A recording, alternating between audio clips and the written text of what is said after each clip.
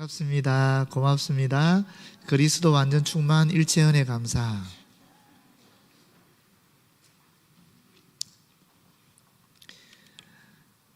이제 2021년이 끝나는 시점에 코로나도 싹 물러가고 교회도 다시 예배가 회복되고 아주 좋은 날이 펼쳐질 줄 알았는데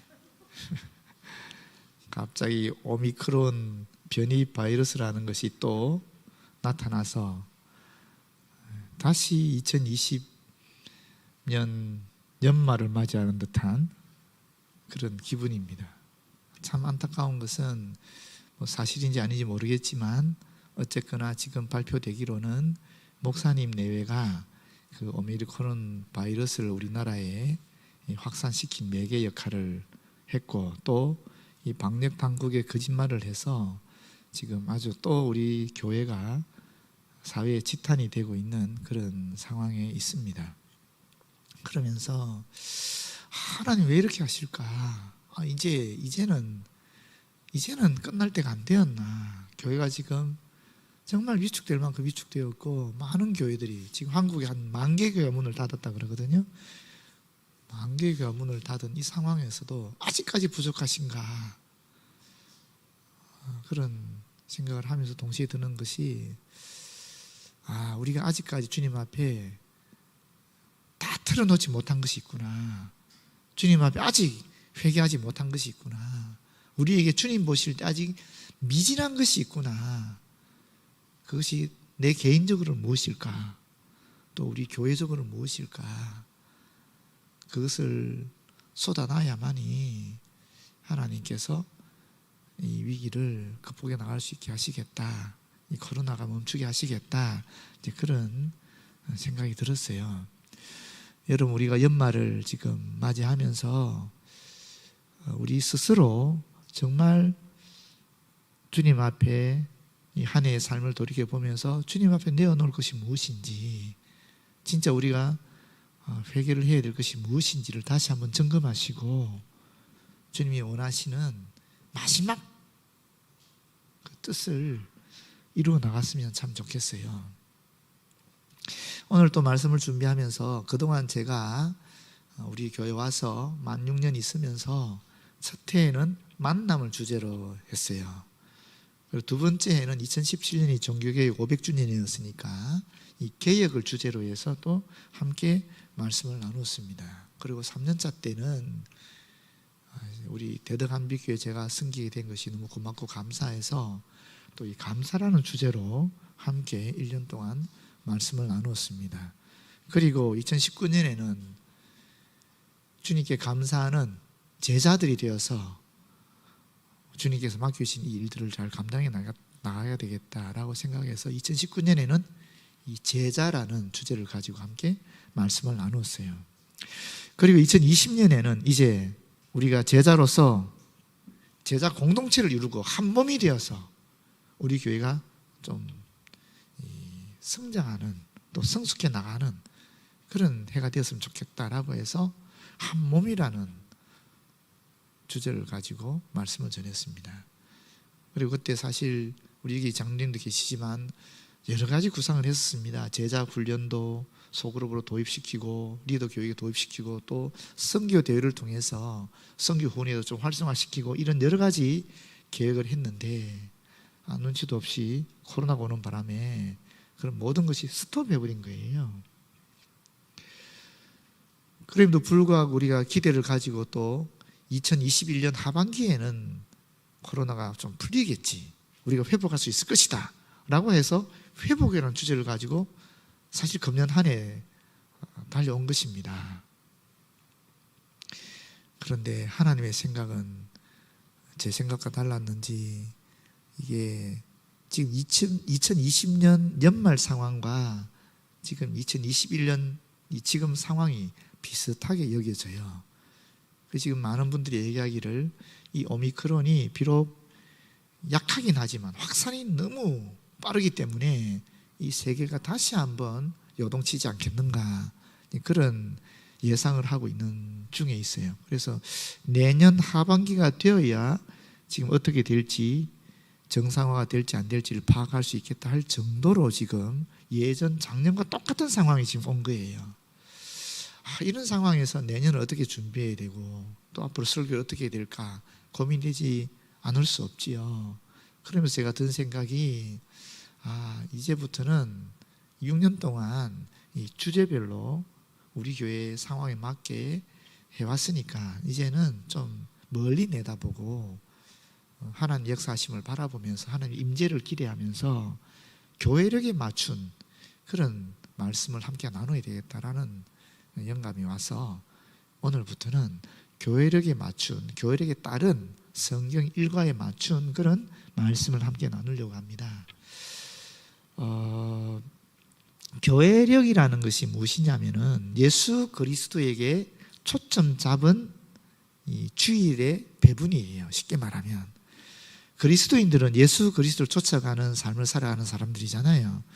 근데 예수 그리스도의 일생을 이 절기로 나누어서 6개월 동안 성경 일과에 맞추어서 말씀을 함께 나누고 또 나머지 6개월은 오순절 성령 강림 사건을 통해서 교회가 성장한 그런 성장에 또 초점을 잡고 이 주일 말씀이 분배가 되어 있어요.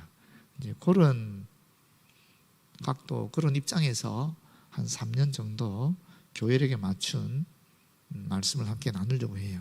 근데 교회력에 맞추다 보면은 사실은 지난 주일부터 시작했어야 돼요. 교회력은 대림절부터 시작하거든요. 이 대림절이라는 것이 예수께서 오시는 것을 기다린다는 뜻이잖아요. 근데 지난 주일이 대림절 첫 번째 주일이었어요. 그런데 지난 주일은 제가 회복이라는 주제가 아직 끝마치지 않아서 회복 마지막을 했고요. 이제 오늘부터 대림절을 시작으로 해서 교회력에 따라 성경 일과에 맞추어서 하나님 말씀을 함께 나누려고 해요. 교회력을 그러면 조금 아셔야 되지 않겠습니까? 그죠, 여러분들이? 교회력은 첫 번째가 대림절입니다. 주님의 강림을 기다린다 하는 뜻인데 예수 그리스도께서 오시는 것을 기다리면서 기도하고 또 지나온 한 해의 삶을 돌이켜보고 회개하는 그런 기간이 바로 이 대림절 기간입니다. 교회력은 그 상징하는 색깔들이 있어요. 그래서 목사님들이 컬러지 셔츠를 입을 때도 그 색깔의 옷을 입고 이 강대상에 쭉 내려가는 것도 보면 그 색깔에 맞추고 또 가운을 입었을 때 스토리라고 해서 그 목사님들 가운 위에 걸치는 것도 그 색깔에 맞춰서 하거든요. 제가 지난번에 섬겼던 영남교회나 연동교회는 다 그런 식으로 예배를 드리는데 우리 교회는 그런 분위기가 아니라서 우리는 좀 자유롭고 좀 회중교회 성격, 침례교 성격적인 그런 자유로운 교회이기 때문에 우리가 이 가운을 안 입고 예배를 드리더라고요. 저도 그래서 우리 교회에 적응해서 그렇게 예배를 드리고 있는데 딱 하나 바꾼 게 이 글러지 셔츠죠. 이것만 딱 하나 바꾸고 예배를 드리고 있는데 이 대림절의 상징인 색깔은 보라색입니다. 왜 그러냐면 예수께서 오시는 것을 기다리는 거잖아요. 강림을. 예수님이 어떻게 강림하시느냐? 무엇으로 강림하시느냐? 왕중왕으로 오시거든요. 그래서 이 보라색이라는 것이 이 왕의 위엄을 얘기하는 거예요. 그걸 상징하는 거예요. 그래서 다 보라색으로 하는 겁니다. 두 번째 절기는 뭐냐면 성탄절이죠. 주님이 탄생하신, 강림하신 그날이죠. 이 성탄절은 주님께서 거룩하신 분이기 때문에, 성결하신 분이기 때문에, 흠이 없는 분이시기 때문에 상징하는 색깔은 흰색입니다. 흰색인데 문제는 이 동방교회와 서방교회가 성탄절 일자가 달라요. 우리 서방교회는 12월 25일을 성탄절로 드리고 동방교회는 1월 6일을 성탄절로 드립니다. 성탄절 날짜가 다르다는 게 이해가 안 되시죠, 여러분? 그죠? 어떻게 예수님 오신 생일이 다를 수 있느냐라고 여기시는데 사실 예수님이 언제 오셨는지는 우리가 알지 못합니다. 정확한 그 날을 모릅니다. 모를 수밖에 없죠. 2000년 전에 오셨는데 어떻게 알겠어요? 그때 일기를 쓰신 것도 아니고 제자들에게 전달해 준 것도 아니기 때문에 알 수가 없어요.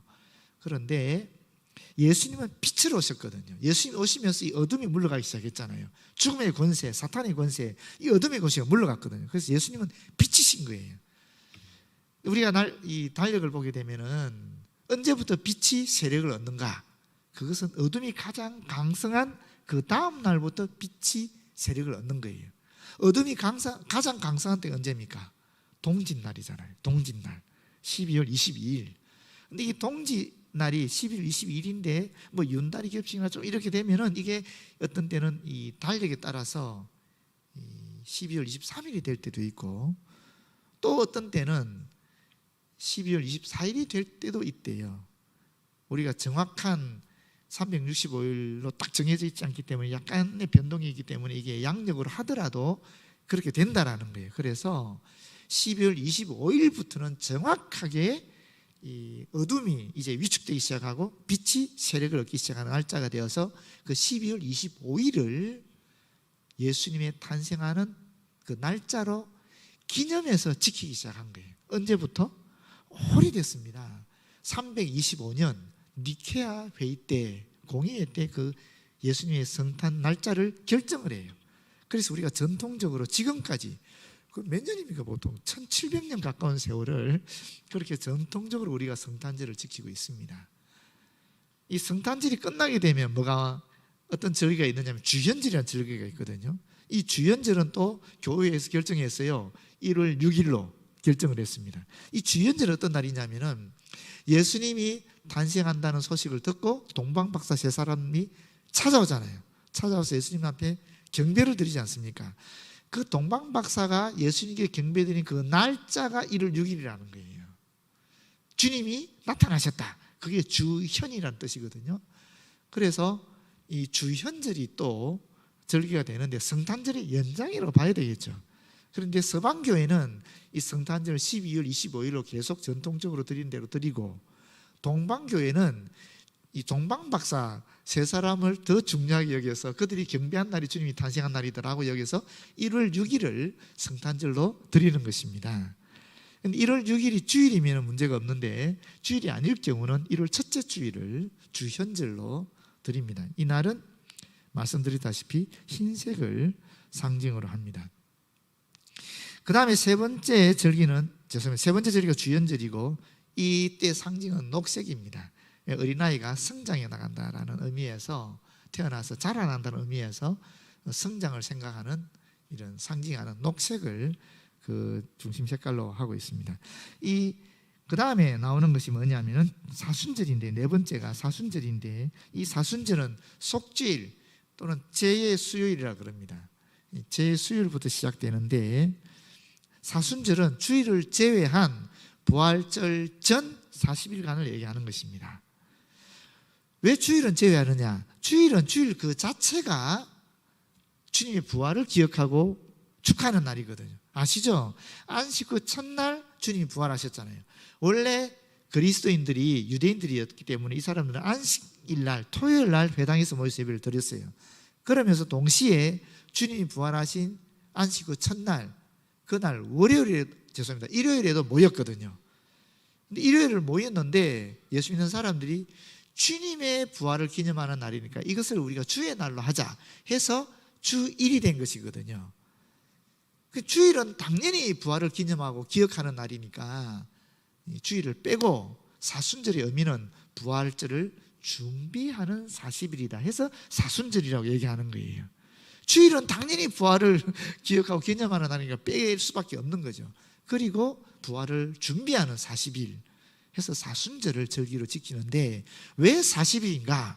왜 부활절을 준비하는 시간이 40일인가 하면은 성경에 모세가 하나님께 십계명을 받을 때에 시내산 올라가서 40일 동안 금식합니다. 그렇게 준비하고 하나님께로부터 십계명을 받거든요. 엘리야도 마찬가지. 엘리야도 호렙산에 가서 이 주님의 역사를 일으키기 전에 40일 동안 금식하면서 준비하는 시간을 가져요. 그리고 주님의 위대한 역사를 일으키거든요. 예수님도 40일 동안 광야에서 금식하시면서 준비하시고 그리고 공생애를 시작하시기 때문에 이 40일을 전통적으로 우리가 준비하는 시간을 가지는 것입니다. 그래서 40일 동안 우리가 주님의 부활을 준비하는 것이 바로 이 사순절입니다. 이 사순절 안에 고난주간이 있지요. 예수님이 예루살렘 입성한 종려주일을 시작으로 해서 성목요일, 이 목요일은 예수님이 만찬을 베푸시고 세족식 했던 날입니다. 그리고 금요일, 성금요일 돌아가신 날, 이렇게 그 주간에 우리가 드리는데, 이 성금요일 같은 경우는 검정색을 상징 색깔로 하고 있습니다. 그리고 사순절이 끝나면 부활절이 오죠. 이 부활절은 또 주님의 승리, 주님의 성길함을 의미하는 흰색을 쓰고 있고요. 이 부활절은 예수께서 참 하나님이시다라는 것을 나타내는 증거이면서 동시에 예수님이 어둠의 세력을, 죽음의 세력을 이기셨다 하는 그런 증언이잖아요. 그래서 부활절이잖아요. 그리고 동시에 그 부활절은 우리에게 어떤 의미가 있습니까? 우리도 주님처럼 부활한다라는 거예요. 우리도 비록 죽을 수밖에 없는 존재지만 주님처럼 죽음에서 일어나서 죽음을 이기는 존재가 된다 하는 그런 의미를 담고 있는 것이 바로 이 부활절입니다. 마지막으로 성령 강림절이 있습니다. 이날은 붉은색입니다. 주님의 보혈을 기억하고 또 성령의 불이 혀같이 임했다 그러니까 성령의 불이 혀같이, 불의 혀같이 이렇게 나오지 않습니까? 불이 빨간색이니까 그래서 붉은색을 상징 색깔로 하는데, 여러분 이것도 이 성령 강림절을 오순절이라고도 하거든요. 왜냐하면 부활절로부터 50일째 되는 날 성령께서 강림하신 거예요. 그래서 오순절이라고도 해요. 그런데 이 오순절, 성령 강림절 어떤 의미가 있느냐 하면, 여러분 성령 강림이 일어났을 때 제일 먼저 나타나는 현상이 무엇이었습니까? 그럼 방언이었어요. 그렇지 않습니까? 방언이 터졌잖아요. 이 방언은 대단한 의미를 가지고 있거든요. 그것은 바벨탑 사건으로 말미암아 같은 언어를 썼던 사람들이 언어가 분화가 되면서 한 몸 공동체가 깨어지기 시작하는 거예요. 그래서 같은 언어를 쓰는 사람들에게 모여서 이동하다 보니까 오늘날 이렇게 민족으로 갈라져 버린 것이거든요. 그런데 성령 강림을 통해서 이제 분열되었던 이 지구상의 모든 인류가 하나가 된다는 의미가 있는 거예요. 한 몸이 된다는 의미가 있는 거예요.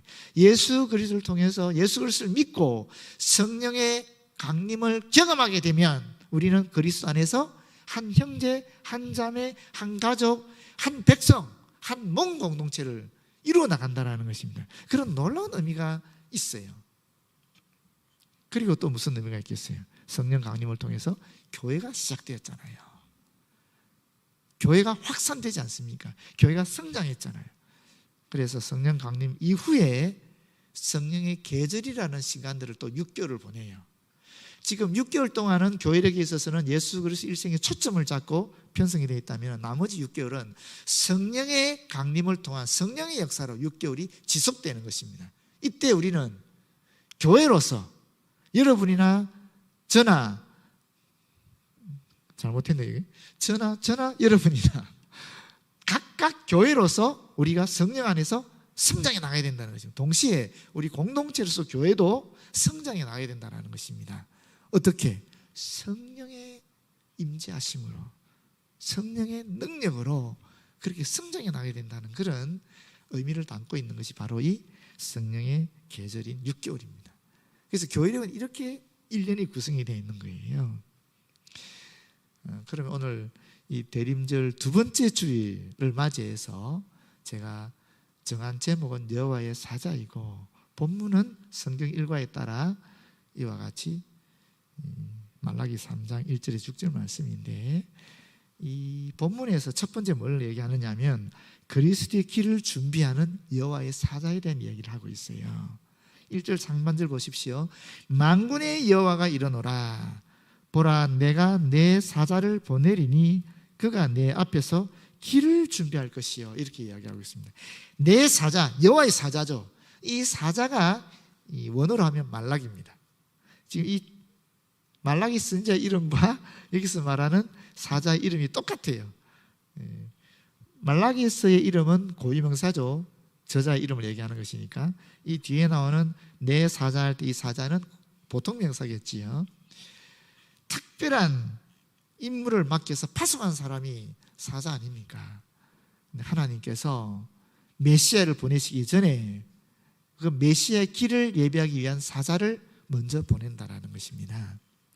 제가 군에 있을 때 재미있는 일이 있었어요. 논산에서 사주 훈련을 받고 이제 사단으로 올라가요. 또 사단에서 연대로 가거든요.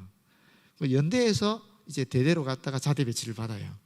근데 이 논산에서 4주, 사단에서 2주 훈련받고 그리고 이동하는 게 또 한 2주 걸려서 뭐 거의 한 8주 만에 들어가는데, 근데 연대 보충대에서 대기할 동안에 어떤 일이 발생했느냐 하면은 사단장이 오신다라는 거예요.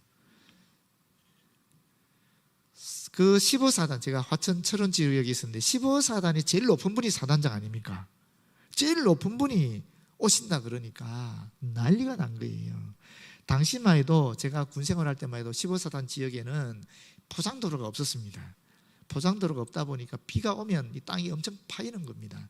그러면 병사들이 가서 일일이 다 도로 작업을 해야 되거든요. 고르는 작업, 평평하게 하는 작업을 해요.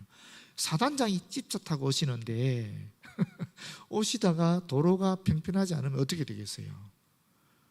안 된다는 거죠. 그래서 여러분, 연대에서 보충 대기하고 있는 가운데 2박 3일 동안 우리가 밤샘 작업하면서 횃불 작업하면서 사단장이 오시는 그 길에 도로 작업을 했어요. 그리고 자대 배치를 받아서 갔는데 그 위에 사단장님이 오셨다 그러더라고요. 어떻게 오셨는지 압니까? 헬기 타고 오셨대요. 정말 허무해지더라고요. 근데 군대는 그랬어요. 군대는 그런 것이에요, 원래. 근데 마찬가지예요. 고대 왕들이 어떤 지역을 가게 되면은 고대에 무슨 도로가 포장이 되어 있었겠습니까? 그럼 그 왕이 오는 도로를 고르게 하는, 평탄하게 하는 그 도로 작업을 하게 되는 것입니다. 그래서 지금 여기서 하나님께서 왕 중의 왕이신 메시아를 이 땅에 보내는데 그 전에 예비해야 되지 않겠는가? 길을 평탄하게 작업해야 되지 않겠는가 하는 것은 이 당시 모든 사람들이 누구나 다 이해할 수 있는 말이에요. 그래서 내 사자를 미리 보내어서 메시아를 예배하게 한다는 말을 이 당시 사람은 쉽게 받아들일 수 있었던 것이요. 이 말씀이 그대로 이루어졌습니다. 그죠? 우리 마가복음 1장 1절에서 8절에 보게 되면 이 말씀이 그대로 이루어진 걸 보게 되거든요. 이 예비하는, 메시아를 예비하는 여호와의 사자가 누굽니까? 바로 세례 요한이잖아요. 공동번역을 읽어드리겠습니다. 하나님의 아들 예수 그리스도에 관한 복음의 시작. 예언자 이사야의 글에 이제 내가 일꾼을 너보다 먼저 보내리니, 이 일꾼이 여호와의 사자인 거죠. 너보다 할 때 너는 메시아인 예수 그리스도를 얘기하는 것입니다. 내가 하는 것은 성부 하나님이시겠죠. 그가 너의 갈 길을 미리 닦아 놓으리라 하였고, 또 광야에서 외치는 이의 소리가 들린다. 너희는 주의 길을 닦고 그의 길을 고르게 하여라 하였는데, 기록되어 있는 대로 세례자 요한이 광야에 나타나 회개하고 세례를 받으라, 그러면 죄를 용서받을 것이다 하고 선포하였다. 그때 온 유다 지방과 예루살렘에 사는 모든 사람이 그에게 와서 죄를 고백하며 요르단강에서 세례를 받았다. 요한은 낙타 털옷을 입고 허리에 가죽띠를 두르고 메뚜기와 들꿀을 먹으며 살았다. 그는 사람들에게 이렇게 외쳤다. 나보다 더 훌륭한 분이 내 뒤에 오신다. 나는 몸을 굽혀 그의 신발끈을 풀어드릴 만한 자격조차 없는 사람이다. 나는 너에게 물로 세례를 베풀었지만 그분은 성령으로 세례를 베푸실 것이다. 이렇게 세례 요한이 메시아의 길을 예비하는 여호와의 사자 역할을 하는 것입니다. 두 번째 본문에서는 여호와의 사자가 예비한 언약의 사자 이야기가 나옵니다. 1절 하반절에 보시면 또 너희가 구원한 바 주가 갑자기 그의 성전에 임하시리니 곧 너희가 사모하는 바 언약의 사자가 임하실 것이라. 갑자기 예기치 않은 때에 오신다는 거예요. 메시아는 누구도 알지 못할 만큼 은밀하게 오신다라는 것입니다. 실제로 그렇게 오셨죠. 예수님 오실 때 누가 알았습니까? 동방박사 세 사람만 알았습니다. 그것도 정확하게 알지 못했습니다. 그래서 그들은 별의 인도함을 따라 오지 않았습니까? 동방박사가 왔었을 때 유대가 완전히 발칵 뒤집혔습니다. 주님이, 예수께서 은밀하게 오셨으니까, 아무도 알지 못하게 오셨으니까 난리가 나지 않았습니까? 예언 그대로 이루어진 것이죠.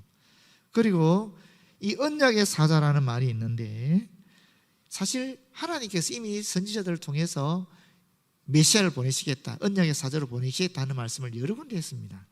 이사야 55장 3절에 보게 되면은 내가 너희를 위하여 영원한 언약을 맺으리니 곧 다윗이 허락한 확실한 은혜니라 하면서 이 영원한 언약, 새 언약을 맺겠다라는 약속을 하고 있고요. 예레미야 31장 33절에서 34절에도 보시면 그러나 그날 후에 내가 이스라엘 집과 맺을 언약은 이러하니 곧 내가 나의 법을 그들의 속에 두며 그들의 마음에 기록하여 나는 그들의 하나님이 되고 그들은 내 백성이 될 것이라. 이렇게 말씀하고 있어요. 왜 이 새로운 언약을 쓰느냐 하면은 그 앞절에 보면 나오거든요. 내가 이스라엘 집과 유다 집의 새 언약을 맺으리라 하면서 이 언약은 내가 그들의 조상들의 손을 잡고 애굽 땅에서 인도하여 내던 날에 맺은 것과 같지 아니할 것이다 라고 얘기하고 있어요. 왜냐하면 내가 그들의 남편이 되었어도 그들이 내 언약을 깨뜨렸었습니다. 옛 언약을 줬는데 이스라엘 백성이 깨뜨렸기 때문에 다시 새로운 언약을 주겠다라고 약속하신 거예요. 에스겔 37장 26절에도 그 말씀이 나옵니다. 내가 그들과 화평의 언약을 세워서 영원한 언약이 되게 하고, 이런 말씀을 하고 있어요. 그러면서 이 말씀이 이루어진 것이 마태복음 26장 28절에 나오지요. 거기 보면 예수님이 하신 말씀입니다. 이것은 죄 사함을 얻게 하려고 많은 사람을 위하여 흘리는 바 나의 피 곧 언약의 피니라, 이렇게 이야기하고 있어요. 예수님께서 언약의 사자인 것을 당신 스스로 증언하고 있는 것입니다. 예수님이 언약의 사자다라는 것입니다. 그런데 이 언약의 사자가 무엇을 하는가? 그게 2절 이에 나옵니다. 원래 이스라엘 백성들이 기다렸던 메시아는 어떤 분입니까? 그거는 자기들 민족에게 구원과 해방을 약속해 주는 그런 해방자로서의 주님이셨거든요. 그런데 여기 예수님은 사실 메시아는 어떤 존재냐? 심판주다라는 이야기를 하고 있어요. 2절입니다. 그가 임하시는 날을 누가 능히 당하며 그가 나타나는 때에 누가 능히 있으리요. 그는 금을 연단하는 자의 불과 표백하는 자의 잿물과 같을 것이라. 그가 은을 연단하여 깨끗하게 하는 자같이 앉아서 레위 자손을 깨끗하게 하되 금, 은같이 그들을 연단하리니 그들이 공의로운 제물을 나 여호와께 바칠 것이라. 그때에 유다와 예루살렘의 봉헌물이 옛날과 고대와 같이 나 여호와께 기쁨이 되리라. 이렇게 얘기하고 있어요. 여기 보시면 레위 자손이 나오는데 이 레위 자손은 제사장들과 또 성전에서 제사 지내는 일을 돕는 성전 일을 하는 사람들이죠. 그 당시에 그런데 이 레위 자손들이 말라기 시대에 엄청난 부정을 행해서 하나님께서 그들이 바치는 제물을 받지 않았거든요. 오늘날로 이야기하면 이 레위 자손이 누구냐? 바로 저와 여러분을 얘기하는 거예요. 우리 그리스도인들을 얘기하는 것입니다. 하나님의 영적인 이스라엘, 구별된 선민들, 영적 선민들을 이야기하는 것입니다. 그런데 주님이 오시는 그날, 아니죠, 처음 오셨죠. 먼저 오셔서 초림을 통해서 예수님이 심판을 이 민족에게 시행한 것처럼 우리가 주님을 받아들이는 것 자체가 사실은 우리에게는 심판이 시작되는 것을 이야기한다는 거예요. 여기 보시게 되면은 지금 금을 연단하는 불, 표백하는 자의 잿물, 은을 연단하여 깨끗하게 한다, 이런 얘기하고 있는 것은 무슨 말이냐면은, 여러분, 우리가 예수를 믿지만은 그러나 우리가 온전하게 완전하지 않지 않습니까? 여전히 우리에게는 죄성이 있고 여전히 우리는 실수하고 죄를 짓고 있는 가운데 있지 않습니까? 그런데 이런 저와 여러분에게 주님께서 어떻게 하시느냐 하면은 불에 있는 불순물을, 죄송합니다, 금에 있는 불순물을 제거하는 불처럼 고난을 주신다라는 거예요. 천에 있는 더러운 것들을 제거하는, 분리시키는 잿물처럼 우리에게 고난을 주셔서 우리 안에 있는 성숙되지 못한 것, 온전하지 못한 것을 연단해서 온전한 금으로, 온전한 깨끗한 천으로 나타나게 한다라는 것입니다. 그것이 주님의 심판이라는 거예요. 우리 믿음을 가진 사람들에게도 이러한 주님의 초림을 통해서 심판이 있다라는 거예요. 심판이 시작되었다라는 거예요. 이미. 그러다가 주님이 재림하시는 그날 우리는 완전한 회복을 통해서 이 심판이 완성될 것이라는 것을 우리에게 알려주고 있는 거예요. 그래서 여기 보시게 되면은 그들이 공의로운 제물을 나 여호와께 바칠 것이라. 그 공의로운 제물을 통해서 주님은 기뻐하고 즐거워하신다는 얘기가 나오는 것입니다. 말라기 시대의 레위 자손들은 공의로운 제물을 못 드렸는데 이제 우리가 주님을 말미암아 공의로운 제물을 드리게 될 때 주님은 기쁘게 그것을 받아주시겠다는 것입니다. 그것이 로마서 12장 1절 2절에 나오는 말씀이죠. 그렇지 않습니까? 거룩한 산 제물을 드리라. 그것이 바로 영적인 예배다라고 얘기하고 있지 않습니까? 그 예배를 주님이 기쁘게 받아주신다라고 얘기하고 있지 않습니까? 이렇게 연결되는 것입니다. 내가 심판하여 너희에게 임할 것이라 하면서 6가지 죄악이 나오고 마지막 7번째가 나를 경외하지 아니하는 자들에게 속히 증언하리라 이렇게 얘기하고 있는데, 이 6가지 죄의 근원이 뭔가, 근본이 뭔가, 바로 7번째에 있는 하나님을 경외하는 것이, 경외하지 않는 거라는 겁니다. 사실 모든 죄의 근원, 우리가 실제로 계명을 어기는 이유는 어디 있는가? 하나님을 경외하지 않으니까 하나님이 말씀하신 그 계명을 어기는 것 아닙니까? 여기 점치는 자, 나 위에 다른 신을 숨기지 말라, 우상 만들지 말라, 이걸 어기는 것이죠. 간음하는 것, 거짓말하는 것 다 하나님을 경외하지 않으니까 그 계명을 어기는 것이지 않습니까? 하나님 말씀하셨거든요. 나그네와 고아와 또 과부를 보호하라 그랬는데 하나님을 경외하지 않으면은 보호하지 않지요. 그래서 하나님을 경외하지 않는 자에게 하나님께서 심판한다라고 얘기하고 있는 것입니다. 그래서 예수님의 초림을 통해서 심판이 시작이 되는데, 그것은 믿음을 가진 자들에게는 그 심판이라는 이 고난을 통해서 연단되어 완전하게 세워지는 것이고, 불신자들에게는 이거는 영원한 죽음으로, 영원한 벌로 가게 되는 심판이 일어난다라는 얘기를 하고 있는 것입니다. 그래서 마지막 절이 제일 중요한데, 나 여호와는 변하지 아니하나니 그러므로 야곱의 자손들은 너희가 소멸되지 아니하리라. 우리가 왜 영원히 살아갈 수 있는가? 우리의 어떤 능력이나 우리의 어떤 신실함 때문이 아니라는 거예요. 하나님의 신실함 때문에, 하나님의 변하지 않음 때문에 우리가 영원히 소멸되지 않고 살아갈 수 있다라고 얘기하고 있는 것입니다. 하나님은 아브라함에게도 신실하게 약속하셨어요. 이삭에게도, 야곱에게도, 다윗에게도 계속적으로 신실하게 약속을 하셨는데, 아브라함이 그 약속을 깨는 겁니다. 이스라엘 백성이 그 약속을 깨는 거예요. 끊임없이 계속 깨는 것입니다. 그럼에도 불구하고 하나님은, 인간은 변화되지만 하나님은 변화되지 않고 그 약속을 계속 지켜나가시니까 이 약속이 유지가 되는 것입니다. 만약에 쌍방간에 이 약속을 지켜나가야 된다면 이미 이 약속은 깨져 버리는 거예요. 인간이 깨버렸으니까. 하나님이 변하지 않고 계속 그 약속을, 인간과 상관이 없이 그 약속을 계속 지켜주시니까 이 약속이 변함없이 계속 가는 것입니다. 그 결과 우리는 영원한 삶을 얻게 되는 것입니다. 이것이 우리 희망이고 이것이 우리 구원의 기초입니다. 반석입니다. 하나님의 변함없으신 신실함 때문에 우리가 구원을 받는 것이지, 우리 인간임을 잘해서, 인간이 하나님의 약속을 잘 지켜서 계명을 잘 수행해서 받는 것이 아니다라는 것을 다시 한번 우리는 확인하게 되는 것입니다. 그 하나님의 변함없으신 신실한 약속이 이루어진 것이 뭐냐? 예수 그리스도라는 것입니다. 그래서 우리는 예수 그리스도를 받아들이게 되면 하나님의 그 영원한 약속을 잊게 되는 것이고 영원한 삶을 얻게 된다라는 것이죠. 자, 그렇다면 여러분, 마지막으로 지금 우리가 대림절이라는 이 절기를 통해 주님의 오신 성탄절을 기다리고 있습니다. 우리가 어떻게 기다려야 되겠습니까? 성탄절 세상 사람들처럼 인간적인 기쁨을 누리는 날이 아니라 정말 영적인 기쁨을 누리는 날로 우리가 어떻게 준비할 수 있겠습니까? 바로 여호와의 사자로 주님이 오시는 그 길을 예비하는 것입니다.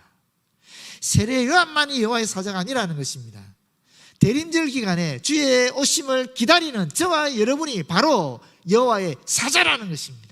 주님의 오심을 준비하는, 예배하는 여호와의 사자라는 것입니다. 그럴 때에 성탄절은 우리에게 강력한 은혜로운 절기가 되는 것입니다. 모쪼록 금년 성탄은 대림절로서 세례요한 같이 여호와의 사자로 주님의 오심을 예배하시고 준비하시는 그런 시간이 되었으면 좋겠습니다. 기도하겠습니다. 아버지, 감사합니다. 주님의 오심을 기다리는 이 대림절 기간에 우리가 무작정 마냥 세상 사람들처럼 기뻐하고 즐거워하는 인간의 쾌락을 누리는 시간이 아니라 참으로 영원한 생명을 우리에게 주시고 심판을 시작하시는 그 주님의 오심을 준비하고 예비하는 시간 되어지도록 인도하여 주시옵소서. 예수님 이름으로 기도드립니다. 아멘.